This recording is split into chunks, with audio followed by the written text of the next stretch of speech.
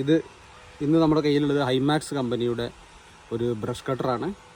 അതിൻ്റെ ഒരു പ്രവർത്തനം എങ്ങനെയാണെന്ന് നോക്കാം. ആദ്യമായിട്ട് ഇതെങ്ങനെ സ്റ്റാർട്ട് ചെയ്യണമെന്ന് നോക്കാം.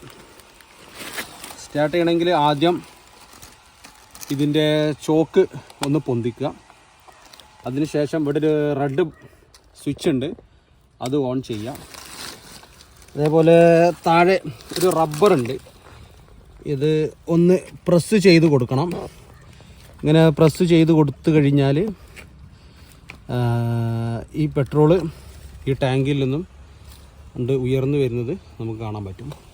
ഇത്ര പ്രൊസീജിയറുള്ളൂ. പിന്നെ നമുക്ക് സ്റ്റാർട്ട് ചെയ്യാം.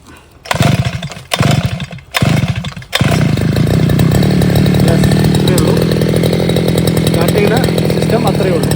ഇതിപ്പോൾ നമ്മളിപ്പോൾ ഒരു ഓപ്പൺ ചെയ്തിട്ട് അല്ലെങ്കിൽ ഇത് റീസ്റ്റാർട്ട് ചെയ്യുന്ന ഒരു 2 മാസത്തിന് ശേഷമാണ്. അതുകൊണ്ടാണ് ഒരു 2-3-4 വലി അത്യാവശ്യമായിട്ട് വന്നത്. അല്ലെങ്കിൽ ചില സമയത്ത് ഇത് ഒറ്റ വലിക്ക് തന്നെ സ്റ്റാർട്ട് ആവാറുണ്ട്. ഓക്കെ, അപ്പോൾ പെട്ടെന്ന് സ്റ്റാർട്ട് ആവണമെങ്കിൽ നമ്മൾ ചെയ്യേണ്ട ഒരു പ്രൊസീജിയർ എന്ന് പറഞ്ഞാൽ ഓഫ് ചെയ്യുന്ന സമയത്ത് ഈ ചോക്ക് നമ്മൾ ഉയർത്തിയതിന് ശേഷം അതിൻ്റെ പെട്രോള് എല്ലാം കംപ്ലീറ്റ് ആയിട്ട് തീർന്നതിന് ശേഷം മാത്രമേ നമ്മളിത് 1-2 മാസം എടുത്തു വെക്കാൻ പറ്റുള്ളൂ. എന്നാലിത് പെട്ടെന്ന് സ്റ്റാർട്ടാവുന്നതാണ്. ഈ ബ്ലേഡ് ഒന്ന് മാറ്റിയിട്ട് നമ്മൾ വേറെ പുതിയൊരു ബ്ലേഡ് വെക്കാൻ പോവാണ്. അപ്പോൾ മരങ്ങളൊക്കെ മുറിക്കുന്നൊരു ബ്ലേഡ് ഉണ്ട്. ഇത് സാധാരണ നമ്മൾ പുല്ലൊക്കെ കട്ട് ചെയ്യാൻ വേണ്ടി ഉപയോഗിക്കണം കമ്പനി തരുന്ന ഒരു ബ്ലേഡാണിത്. ഇത് മാറ്റിയതിന് ശേഷം നമ്മൾ മരങ്ങളൊക്കെ മുറിക്കാൻ പറ്റിയ രീതിയിലുള്ള ഒരു ബ്ലേഡ് ഫിറ്റ് ചെയ്യാൻ പോവാണ്. അപ്പോൾ ഇത് അഴിക്കണമെങ്കിൽ ആദ്യം നമ്മൾ എന്താണ് അല്ലെങ്കിൽ ഇതിൻ്റെ ഉള്ളിലേക്ക് ഇട്ട് പിടിക്കേണ്ടതുണ്ട്. എന്നിട്ട് ലോക്ക് ചെയ്യണം. ഇപ്പോൾ അത് ലോക്കായിപ്പോയി അവിടെ. ഓക്കെ, ഇനി ഇത് തിരിയില്ല. Okay, there is no rotation. Okay, അപ്പോൾ ഇങ്ങനെ ലോക്ക് ചെയ്തതിന് ശേഷം നമ്മൾ എന്താണ് ഈ ഒരു ടൂൾ ഉപയോഗിക്കുക. ടൂൾ ഉപയോഗിച്ചിട്ട് നമ്മളിത് അഴിക്കണം. ഓക്കെ, സാധാ സ്ക്രൂ ഒക്കെ നമ്മളെന്താ ചെയ്യണത്, ലെഫ്റ്റിലേക്ക് തിരിച്ചു കഴിഞ്ഞാലാണ് അത് ഊരിയെടുക്കാറ്. പക്ഷേ ഇത് നേരെ ഓപ്പോസിറ്റാണ്. ഇത് അഴിച്ചെടുക്കണമെങ്കിൽ നേരെ റൈറ്റ് സൈഡിലേക്ക് ഇങ്ങോട്ട് തിരിക്കണം. ഇങ്ങനെ. ഓക്കെ, ഇങ്ങനെ തിരിച്ചു കഴിഞ്ഞാൽ ഓക്കെ ഓക്കെ അപ്പോൾ നമുക്ക് ഈ ഒരു സ്ക്രൂ കിട്ടും. അതിനുശേഷം ഇങ്ങനെ വാഷർ, അതിനുശേഷം ബ്ലേഡ്, ഇതിൻ്റെ ഉള്ളിൽ വേറെ ഒരു വാഷറും. ഓക്കെ, അപ്പം ഇതാണ് ഇതിൻ്റെ ഉള്ളിലെ മെറ്റീരിയൽ. ഫസ്റ്റ് ഇത്, അതിനുശേഷം ഇത്, അതിനുശേഷം ഇത്, 3 എണ്ണം. ഓക്കെ, അപ്പോൾ അത് ഫസ്റ്റത്തെ റീപ്ലേസ് ചെയ്തിട്ട് നമ്മൾ വേറെ കുറച്ചുകൂടി ഒന്ന് ഡിഫറൻ്റ് ആയ ഒരു ബ്ലേഡാണ് ഉപയോഗിക്കുന്നത്. ഇതുവരെ ഉപയോഗിച്ചിട്ടല്ല. ഓക്കെ, അതിൻ്റെ സൈഡൊക്കെ ഇങ്ങനെയാണ്. അപ്പോൾ അത് ഒരു സേഫ്റ്റിക്ക് വേണ്ടിയിട്ടാണ് ഇങ്ങനെ കൊടുത്തത്, ഒരു റബ്ബർ. ഓക്കെ ഓക്കെ മെഷീൻ നമ്മളിങ്ങനെ പിടിക്കുന്നു. എന്നിട്ട് ഇപ്പോൾ കറക്റ്റായി. അപ്പോൾ ഫസ്റ്റ് ഇതിട്ടു. അതിൻ്റെ ഉള്ളിലൊക്കെ എന്തെങ്കിലും ഉണ്ടെങ്കിൽ ക്ലീൻ ചെയ്യണം കേട്ടോ. അപ്പോൾ ഫസ്റ്റ് ഇത് വെക്കുന്നു, അതേപോലെ തന്നെ ഈ ബ്ലേഡ് വെക്കുന്നു. അപ്പോൾ സെറ്റായി. അതേപോലെ ഇത് വെക്കുന്നു. ഇതിൻ്റെ സിസ്റ്റം നോക്കുക.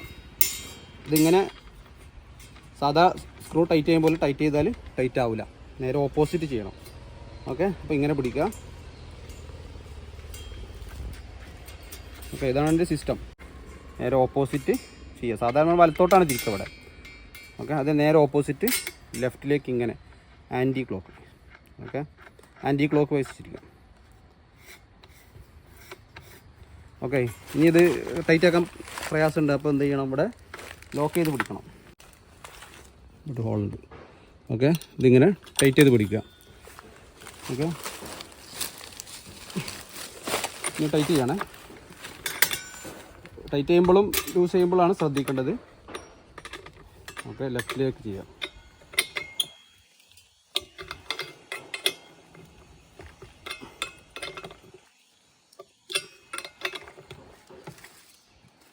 ഓക്കെ, നല്ലതുപോലെ ടൈറ്റ് ആയിട്ടുണ്ട്.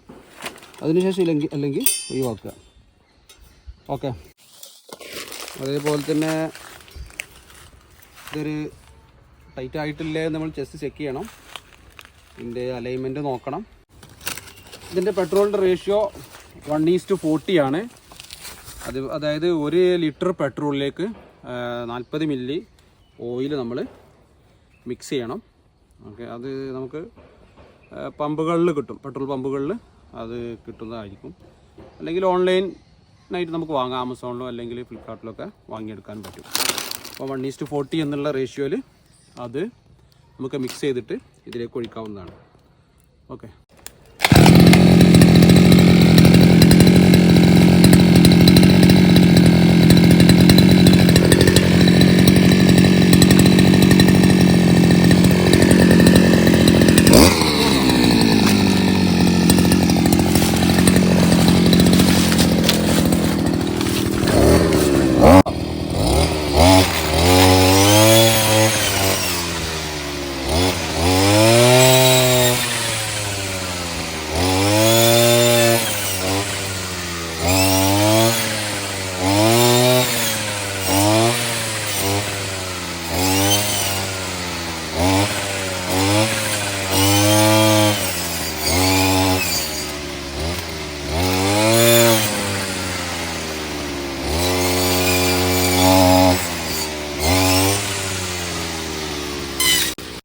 അപ്പോൾ നമ്മൾ 4 സ്ട്രോക്ക് ബ്രഷ് കട്ടറല്ല ഉപയോഗിച്ചത്, 2 സ്ട്രോക്കാണ് ഉപയോഗിച്ചത്. അപ്പം 2 സ്ട്രോക്ക് ഉപയോഗിക്കുമ്പോൾ ശ്രദ്ധിക്കേണ്ടത് അതിൽ ഓയിൽ മിക്സ് ചെയ്യണം. പിന്നെ ഇത് കറക്റ്റായിട്ട് ചെയ്യണമെങ്കിൽ കുറച്ചൊരു എക്സ്പീരിയൻസ് ആവശ്യമുണ്ട്. അതേപോലെ തന്നെ കുറച്ച് കെയർഫുള്ളായിട്ട് ചെയ്യേണ്ടതാണ്. അതുപോലെ തന്നെ സേഫ്റ്റി മെഷേഴ്സൊക്കെ ഉപയോഗിച്ചിട്ട് ചെയ്യാൻ ശ്രമിക്കുക.